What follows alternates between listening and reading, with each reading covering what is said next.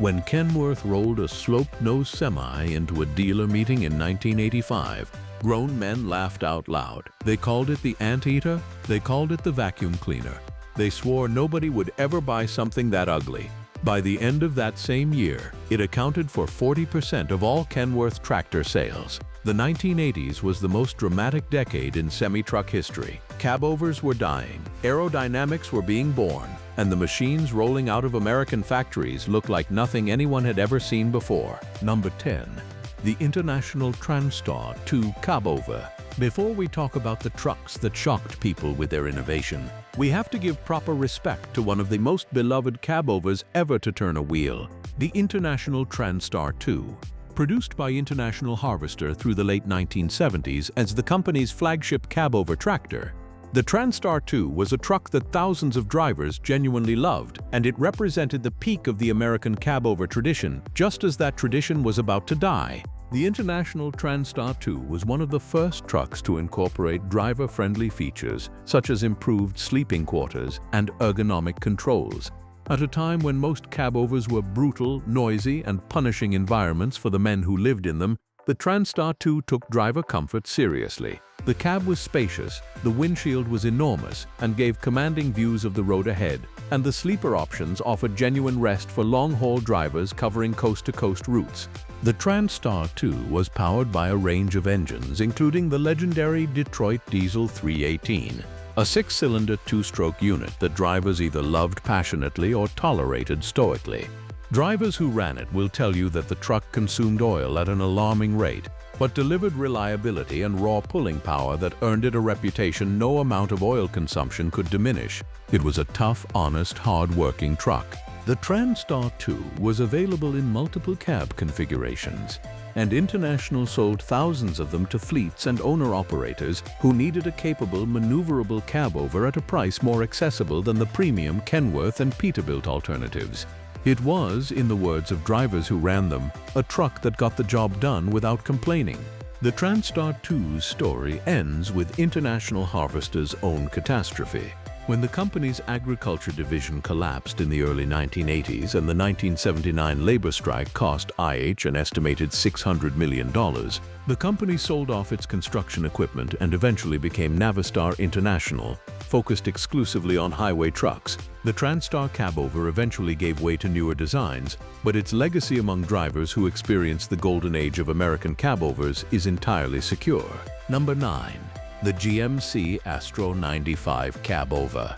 General Motors was in the big rig business far longer than most people realize, and the GMC Astro 95 was the company's contribution to the heavy-duty cabover tractor market through the late 1960s, the 1970s, early 1980s. This truck was notable for several reasons, but most strikingly for its aerodynamic styling that was genuinely ahead of its time. The Astro 95 featured what GMC called a wraparound dash, a curved, panoramic instrument panel that surrounded the driver in a way no other truck of its era attempted.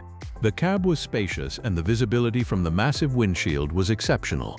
Industrial designer Larry Shinoda, who had worked on the Corvette Stingray and other iconic vehicles, reportedly worked on the Astro 95's exterior styling, which explains why the truck looked less like a conventional commercial vehicle and more like something conceived by someone who understood what visual elegance could accomplish in a utilitarian product. The Astro 95 used GMC's own diesel engines and later accepted engines from Detroit Diesel and other suppliers. Its aerodynamic profile was a genuine advantage in an era when most cabovers were simply flat-fronted boxes bolted together with commercial practicality in mind, and no styling consideration whatsoever. The Astro 95 proved that a truck could be both functional and handsome. General Motors eventually exited the heavy truck business entirely. The GMC truck operations were combined with White Motor Corporation's assets into the Volvo GM Heavy Truck Corporation in the late 1980s, and the GMC name disappeared from Class 8 trucks entirely. The Astro 95 is today a rare and cherished collector's piece, a reminder that one of the world's largest automakers once made some of the most elegantly designed commercial vehicles in America. Number 8. The Freightliner FLT cabover. Freightliner did not invent the cabover truck, but the company arguably perfected it. Freightliner created the modern iconic template for Class 8 long-haul cabover trucks. A look and basic design that would dominate trucking in North America from the late 1950s all the way into the early 90s. The FLT, Freightliner Long and Tall, represented the pinnacle of that tradition. Built through the late 1970s and into the early 1980s, the FLT was a truck that owner-operators specified with pride. The top trim versions came with diamond pattern stitching in the seats, toggle switches across a beautifully laid-out dash, and a cab that owner-operators could genuinely call home during cross-country runs. Freightliner was acquired by Daimler in 1981 and increasingly turned its attention to conventional Class 8 truck designs. That transition meant the end of the cabover as Freightliner's core product, a shift that would have seemed unthinkable just a decade earlier when the flat-nosed Freightliner was the dominant face of American long-haul trucking. Freightliner's cabover supremacy was built on a philosophy of extreme lightweighting. Its origin story begins in 1929 when Leland James founded Consolidated Freightways in Portland, Oregon, obsessed with saving weight in order to maximize payload. Every pound saved in the tractor was a pound that could be added to the cargo. That philosophy produced trucks that were significantly lighter than competitors, which translated directly into more freight per trip and lower operating costs. The FLT-era Freightliner cabover, with its clean flat face, its practical efficiency, and its rugged reliability, stands today as one of the most respected trucks of the American golden age of trucking. Drivers who ran them are evangelical in their praise, and restored examples stop traffic at every truck show they attend. Number 7. The Peterbilt 362 cabover. Peterbilt formally announced the production of the Model 362 in 1981. It was the first completely new cabover Peterbilt had introduced in 22 years, replacing the long-running and beloved Model 352H pacemaker. And when it arrived, it was stunning. Distinguished by its curved three-piece windshield and 3 windshield wipers, the 362 was designed with a larger, more aerodynamic cab and a larger, more functional interior. The 3-piece curved windshield was unlike anything else on the road. It gave the 362 a futuristic appearance that no other truck of the era could match, and created an enormous field of view for the driver that other cabovers simply could not equal. The 362 was available with a range of engines. Caterpillar, Cummins, and Detroit diesel options gave buyers the flexibility to spec the powertrain they trusted most. 6 cab configurations were offered, ranging from 54 to 110 inches in length, making the 362 adaptable for everything from regional distribution to transcontinental long-haul work.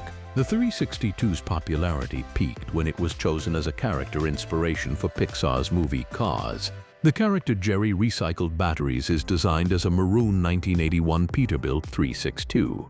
That kind of immortalization reflects the genuine affection the trucking community and the broader public developed for this machine. Peterbilt continued building the 362 for an astonishing 24 years, with the final example rolling off the assembly line in 2005. Following years of declining sales of COEs, the 362 became the final cabover model line sold in North America. When it ended production, an era genuinely ended with it. There has not been a production cabover semi-truck sold in the North American market by a major manufacturer since. Number 6. The Kenworth K100 Aerodyne. If the Peterbilt 362 was the most beautiful cabover of the 1980s, the Kenworth K100 Aerodyne was the most dramatic. This machine had presence that stopped people in their tracks, not because it was unusual or experimental, but because it was so thoroughly magnificently itself. The K100 Aerodyne was the first sleeper cab with 7 feet of standing headroom manufactured in a factory. That detail alone tells you everything about how different this truck was from what had come before. 7 feet of standing headroom. A driver of any height could stand fully upright inside the sleeper berth of the K100 Aerodyne, something that had been impossible in any production truck before 1976 when the Aerodyne was introduced. The K100 Aerodyne design set the new standard for driver comfort, offering 7 feet of headroom and having the additional benefit of lowering the drag caused by the trailer. The raised roof of the Aerodyne was not just a comfort feature, it was an aerodynamic device. By raising the roof of the sleeper to a height that matched or exceeded the top of a standard trailer, the Aerodyne reduced the massive turbulence that normally formed between the cab and trailer, cutting drag and improving fuel economy. Through the 1980s, Kenworth offered the K100E model introduced in 1984, which updated the aerodynamics and interior further. Action comedy series BJ and the Bear premiered on NBC on February 10, 1979, and featured a red and white Kenworth K100C Aerodyne during its 3-year tenure.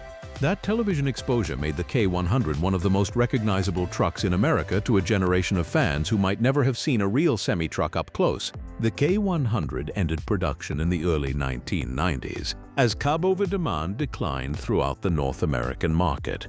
But the machines that remain, the fully loaded big sleeper K100 Aerodynes with their twin visor windows and their extraordinary interior space, are among the most spectacular semi-trucks ever to roll on American highways. Number 5. The Peterbilt 372 Aerodynamic Cabover. In 1988, Peterbilt introduced a truck so radical in appearance that it divided the trucking community almost instantly.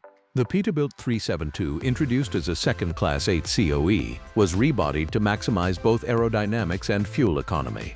The 3-piece windshield was replaced by a pointed center design. Designed as part of the cab, the roof fairing extended forward of the windshield, and an upward tilting shroud included the grille. The 372 looked like nothing else on the road. Its pointed center windshield and aerodynamically integrated roof fairing gave it a wedge-shaped appearance that drew immediate comparisons to science fiction vehicles. Truckers had opinions, and those opinions were emphatic. The controversial exterior design of the 372 earned nicknames including Football Helmet and Darth Vader. But the 372's aerodynamic results were real, and they were impressive. Despite its COE configuration and its inherently massive frontal area, the aerodynamic enhancements of the 372 achieved over 11 miles per gallon in real-world testing. At a time when most cabovers struggled to exceed 5 or 6 miles per gallon, 11 miles per gallon was an extraordinary achievement that proved the aerodynamic concept worked even on a truck with an upright flat face rather than a sloped conventional hood. The 372 featured a tilt-up front end that allowed access to the engine without tilting the entire cab. A practical innovation that made maintenance significantly easier and kept the driver's belongings in the sleeper undisturbed during servicing.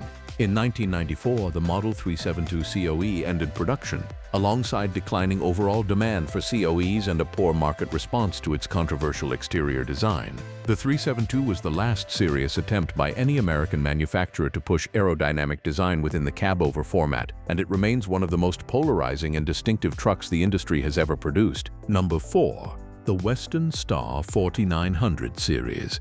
Western Star trucks occupy a special place in American trucking because the company has always served a specific, demanding customer, the owner-operator who wants the absolute finest, most customizable Class 8 truck money can buy, and who is willing to pay a significant premium to get exactly what they want. The Western Star 4900 series emerged as a symbol of customization and luxury in the 1980s.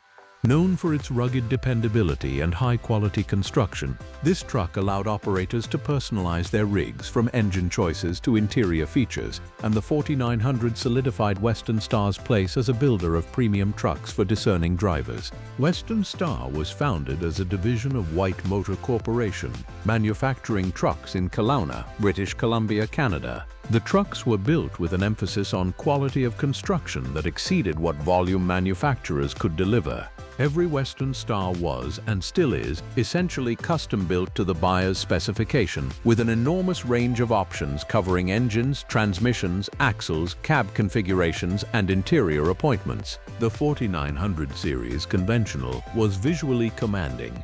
The long hood, the tall chrome grills, the polished stacks, and the bold proportions gave it a road presence that made people stop and stare.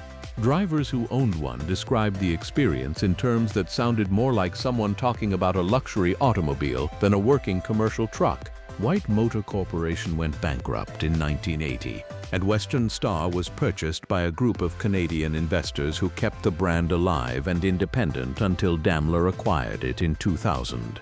Through all the corporate change, the Western Star 4900's character remained consistent, heavy, tough, beautiful, and built for drivers who refuse to compromise. Number 3. The Mack Ultraliner Cabover. Mack Trucks is the most American name in trucking, and the bulldog hood ornament is one of the most recognized corporate symbols in the country.